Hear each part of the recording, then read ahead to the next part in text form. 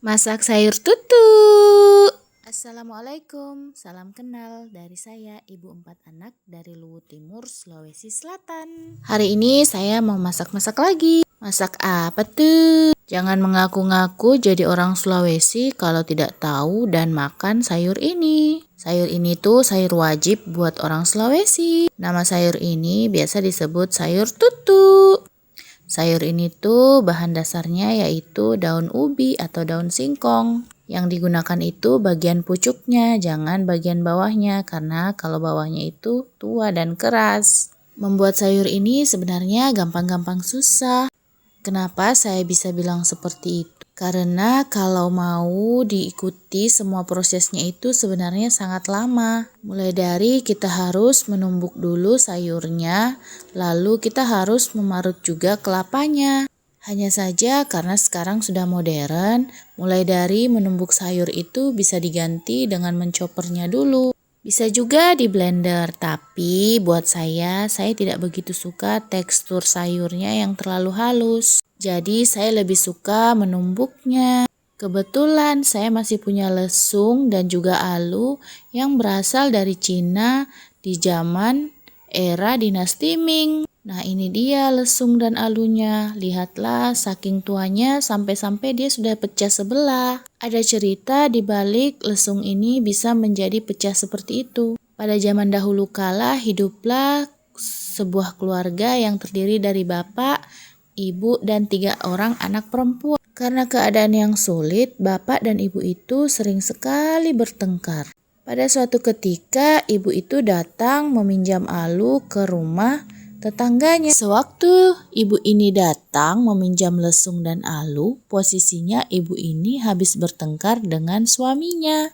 Dan pada saat itu dia ingin menumbuk beras. Sambil merepet, dia menggunakan lesung dan alunya. Tanpa dia sadari karena dia sedang dalam keadaan kalut, dia menghantamkan alu itu ke bagian samping lesung dan lesung itu menjadi cipe alias patah sebelah. Hehehe, ini adalah cerita nyata dari kisah lesung itu. Lesung itu tuh peninggalan almarhum mama saya dan masih saya gunakan sampai saat ini. Lesung itu sepertinya lebih tua dibandingkan saya. Jadi lesung itu sangat berharga. Oke, lanjut. Nah, setelah kita iris bawangnya dan itu juga sudah kita tumbuk semua sayurnya, waktunya memasukkan kelapa parutnya. Kelapanya dibeli tadi di pasar dan jangan lupa masukkan juga air kelapanya. Kemudian masukkan juga ikan kering. Kalau ada, kalau tidak punya juga tidak masalah. Kemudian diaduk-aduk dulu seperti ini dan kita mulai memasaknya. Dan jangan lupa tambahkan juga secukupnya air. Masak sayur tutu itu sangat mudah tapi lumayan melelahkan ya. Jadi menurut saya sangat rugi sekali kalau kita buatnya cuma sedikit. Di samping cara buatnya yang sangat melelahkan, sayur tutu itu juga semakin dipanasi semakin enak. Jadi alangkah baiknya kalau kita membuatnya agak banyak sedikit supaya kita bisa memasaknya beberapa kali atau memanaskannya beberapa kali karena semakin dipanasi semakin enak. Sayur tutu ini adalah sayur favorit anak saya di rumah. Bahkan anak laki-laki saya yang seorang picky eater, dia sangat menyukai sayur ini. Jadi anak saya yang laki-laki itu sangat pilih-pilih makanan, dia tidak mau makan makanan yang tidak biasa dia makan.